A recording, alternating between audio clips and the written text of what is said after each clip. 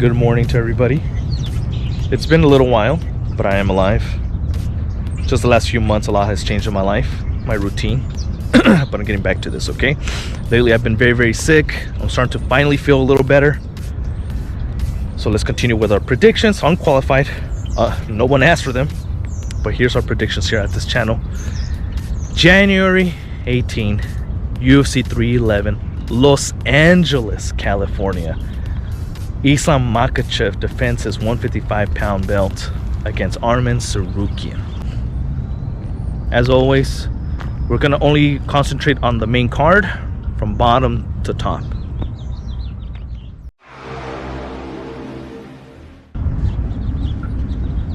For our first fight, we have a middleweight showdown between Kevin Holland and Reinier, DeRidder, RDR. I think I've said this about Kevin Holland numerous times in some of my predictions of his fights in the past. The guy's a hit or miss. Either he goes out there and gets completely shut down, or he does something crazy and gets an awesome finish, right? A highlight knockout, or like we saw that armbar against Olian Shunchik. But again, it's like a hit or miss with Kevin Holland. So in his last fight, he actually looked pretty game. He was throwing combinations, he was trying to scramble when he got taken down, and then he had that rib injury, right? On the other hand, Reinier, DeRidder, comes from another organization, I forgot where, with big hype. And in his first fight in the UFC against Merab, I was not impressed at all. The guy was like a tank, very flat-footed, terrible striking, terrible balance, terrible wrestling. I mean, I was not impressed with this guy at all. I believe that this is a fight tailor-made for Kevin Holland to win. Again, I must emphasize, he tends to drop the ball though. He is definitely a lot faster, a lot sharper, a lot scrappier, and even in scrambles on the wrestling, the guy can scramble.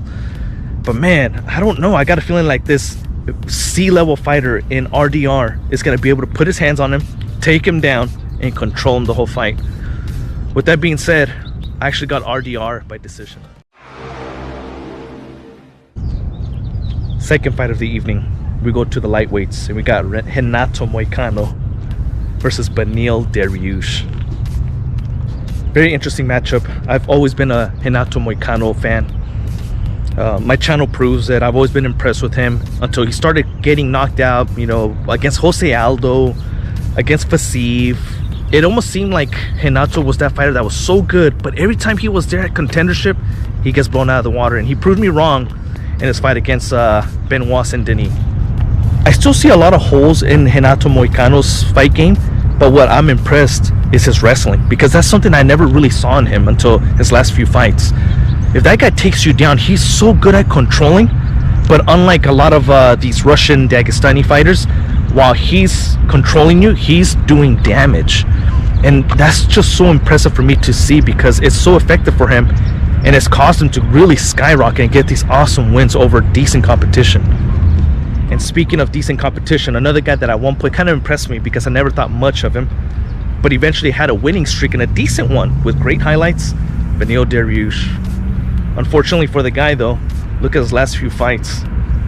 I mean, especially the last one was not a good one against Arman Tsarukyan. Another brutal knockout loss, and from a punch that didn't even generate a lot of power. However, Beneil Dariush is very well-rounded. This is an interesting fight because I can't really imagine it in my head playing out.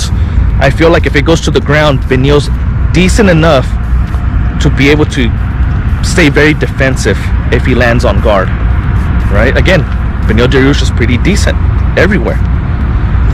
In the striking, I feel like Renato kind of tends to wait a little bit, and same thing with Beneil Dariush. So again, I feel like it's going to come down to wrestling. It might end up being a wrestling match, and if it does, man, it's difficult because I've never really seen Beneil Dariush, especially when it comes down to the wrestling, get dominated.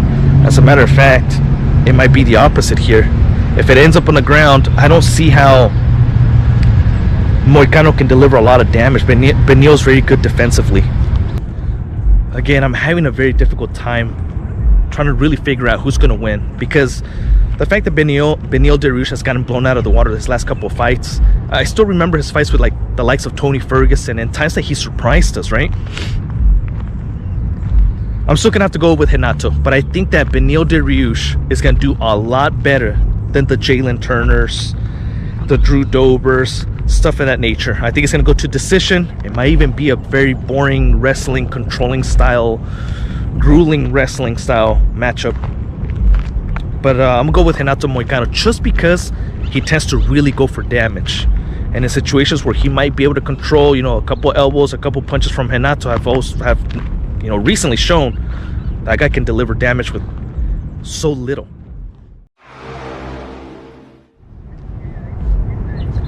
Third fight of the main card, we go to the light heavyweights. This is a fun matchup. We got Jiri Prochazka versus Jamahal. Now this fight, the matchup is just polar opposite between strikers, right?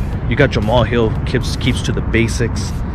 The guy's not really flashy. He doesn't do anything crazy. As a matter of fact, I don't even see anything great about him, but he's pulling it off. And on the other hand, you got Jiri Prochazka, unorthodox, explosive, crazy, wild, but pretty much is doing everything in the book that's a big no-no for a clean striker, a clean boxer like Jamahal with his 1-2s to be able to catch him. But we all know it's not as simple as that, right? Especially when you're in mixed martial arts and you're in there and knees are being, you know, thrown and spinning back elbows and takedowns and all kinds of stuff. It can get a little crazy and wild. What I will say is this: Rochik fight with Jiri Prochazka, he got caught a lot until it seems like Rochik started going out. His, you know, fatigue kicked in for Rochik.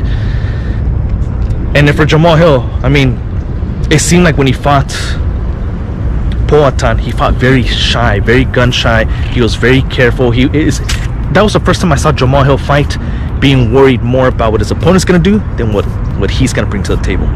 And then getting cracked like that, getting stopped like that, the way Jamahal got knocked out by Poatan, and he's so in denial. I don't know if he's gonna learn his lesson. And unlike Jiri Prochazka, even in a loss and the Radic fight, I said Rochik, Radic fight, Jiri's still him. He's gonna push forward. Nothing intimidates him. He's not worried about getting knocked out. He's not worried about his chin getting cracked. And with that being said, I mean, he likes to push forward, right? I just feel like he might be able to pull something off here against Jamahal, especially if Jamahal comes out and fights the way he did against Poatan. It seemed like very nervous, very scared, very worried about what Poatan's gonna do. Dude, Jiri's gonna walk all over him. We might see a stoppage here. And I'm actually going to go with Jiri Prochazka stops him in the second or third round. Next, we go to our co-main event. And we go down to the bantamweight division. Titles on the line. We got Merab Dvalishvili versus Umar Nurmagomedov. Right from the beginning, Merab is the first champion to lose his belt. There's just no way, no scenario, just stylistically, I'm trying to picture the way he goes in for the takedowns, the way he swings, his pace, which is impressive, his cardio. There's just no way it's going to outdo Umar Nurmagomedov. I know that a lot of people tend to not like Merab's style, but I actually like it. Guy pushes forward. He's a cardio machine. He will strike. He'll throw 1, 2, 3, throw like a leg kick and get in there. He gets in there and makes it ugly for you. It's your fault if you can't wrestle him off, right? But he gets in there. He gets in your face. He throws punches and he makes it a fight. Again, I just feel like a lot of these people, when he shoots in and holds him against the cage, that's where Merab thrives. And I feel like against Umar, that shit ain't gonna work. Plus, speaking of striking, Umar's very calculated, very tactical with his striking. Maybe he doesn't throw combos the way Merab does, like sloppy combos just to kind of, you know, get an exchange going so he can see openings. But Umar's very calculated. His kicks, his straight punch. I mean, I actually even see him catching Merab coming in wild. I'm not saying necessarily puts him out cold, but he can definitely catch him and stun him the way Henry Cejudo stunned Merab at one point in their fight. It really is going to come down to the clinch work and actual wrestling. And as I mentioned, Merab is just slightly under Umar. He's good. He's good at making the fight ugly in the clinch. He's good at getting, you know, shooting that dope and eventually picking you up and taking you down. But there's no way he's going to do that to Umar. Umar's going to be able to take him down, reverse or whatever it might be, and control him. I actually feel this fight might be slightly boring because they both will cancel each other out, but I just feel that Umar's the better wrestler. And in this type of matchup, Umar's going to win a 5-round decision. And we got a new bantamweight champion. In our main event, we go down to the lightweight division, and another title fight is on the line. We have Islam Makhachev defending his belt against Arman Tsarukyan. And keep in mind, it's a rematch. Alrighty, what I'm about to say is definitely going to differ from a lot of people. And to get the surprise out of the way, I have Tsarukyan winning by decision. But before anybody starts going crazy or anybody's like, what is the guy talking about? Hear me out, okay? Islam, for a few of his fights, has shown that he will fatigue. And he slows down terribly if someone's able to drag him into the 4th or 5th round. Hence, his first fight against Volkanovski, when Volkanovski had a full training camp, told me that if there was a 6th round, or maybe there's an extra minute, Volkanovski probably would have finished Islam. Also against his fight with Dustin Poirier, although it was a great fight and nowhere once was he in extreme danger, but it seemed after 2-3 rounds of really trying to power over Dustin Poirier, Poirier started getting his groove, started landing more. You saw more of an even fight because you saw Islam slowing down and taking damage. And now we have Tsarukyan, who is an absolute cardio machine. The guy probably has the best cardio in UFC, him and Gamrot. Although Gamrot didn't look that well against Hooker, but that's a different thing. But Tsarukyan is in your face, extremely fast, very powerful striking, as we saw against his knockout against Beneil. He doesn't require a lot to generate power, and his wrestling and his chain wrestling and his scrambling ability is absolutely out of this world. As for Islam, yes, he's an incredible fighter. Yes, his striking has gotten a little better, but it's still very mediocre.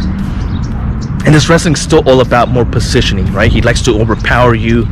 He's extremely strong, and when he locks you into a certain position, he'll tap you out or he'll take a submission, right? But it's just Tsarukyan's gonna make him work, and Islam is gonna start gassing out, and he's gonna slow down, and Tsarukyan's gonna start stepping it up on rounds 3, 4, and 5.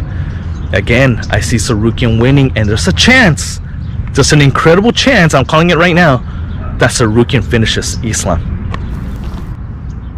With that being said, I do see 2 champions losing their belts come January 18th.